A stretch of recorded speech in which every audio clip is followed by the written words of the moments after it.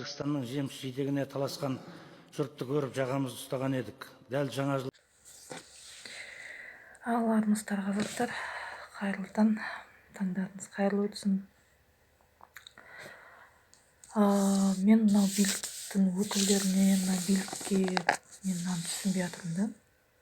Болмаса осы кісінің компаниясы ма Милка. Сіздер 32 жылдан бері бюджетті қалай басқарам десеңіздер де, салық қайқа кетіп жатқанын, оны ешкім есептеп бермейді.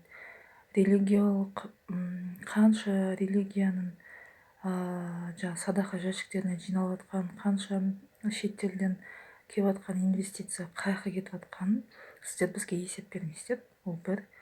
Екіншіден, ол компаниялар, мысалы, болмаса сол Тәжікстанда жәрмеңкесінде, сол Тәжікстан сондай бір ізет ретінде, сыйлық ретінде сөйтіп беріпті. Сонда мен мынаны түсінбей жатырмын да.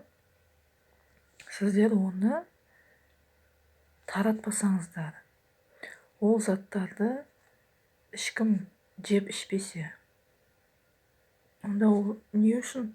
Ол акция, ол жәрмеңке, ол көрме, ол көрініс не үшін? Менің түсінігім бойынша, мен халықты қолдаймын. Ол халықтың надандығы емес, ол садақа. Өйткені сіздер соңғы 20 жылдан бері ислам религиясын жілік майын шағып, халықты әбден уландырып келатсыздар. И соған орай мен бұны садақа деп түсінемін. Милка компаниясы садақа берсе, оған сіздің не қатысыңыз бар?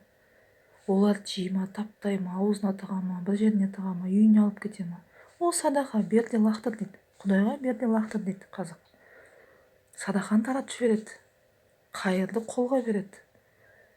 Сіздер мысалы жалғызбасты аналардың мәртебесін көтермейсіздер. Көп балалы аналарға бірен-саран бір тиын беріп жатсыздар. Тағысын тағы мүгедектерге, Ұлы Отан соғысының ардагерлеріне бірдеме әйтеуір беріп жатсыздар.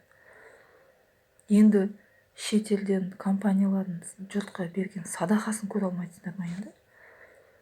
Тәжікстанда алып келсе, ол жемісті сосын не істейтін едіңіздер?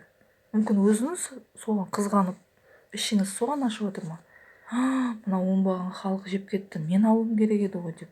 Енді бюджеттегі ақша жегеніңіз аз, енді садақаны қызғанып отырсыз ба?